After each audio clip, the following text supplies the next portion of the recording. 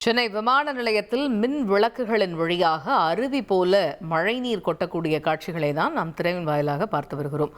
தொடர்ந்து எமது செய்தியாளர் கசாலியிடம் இது பற்றி கேட்போம். கசாலி, பயணிகளுடைய பாதுகாப்பிற்காக தற்பொழுது செய்யப்பட்டிருக்கக்கூடிய ஏற்பாடுகள் என்ன?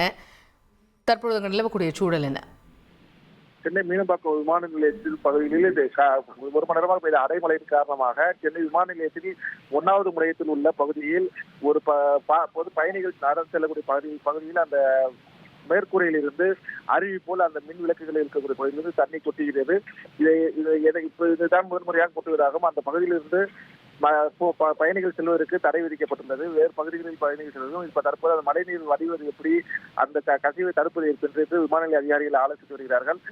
மேலும் தற்போது விமான நிலையத்தில் பாதுகாப்பு ஏற்பாடுகள் பலப்படுத்தும். விமான போக்குவரத்தில் எந்தவித பாதிப்பும் இல்லை என்றும் இந்த மழைநீர் சில இடங்களில் ஒதுவதாகவும் அந்த பகுதியில் எல்லாம் சீரமைக்குவதற்கு நடவடிக்கை எடுக்கப்படும் என்றும் அதிகாரி தரப்பில் தெரிவிக்கப்பட்டிருக்கிறது. தகவல்களுக்கு நன்றி கசாலி. செய்திகளை உடனுக்குடன் தெரிந்து கொள்ள உடனே சப்ஸ்கிரைப் பண்ணுங்க.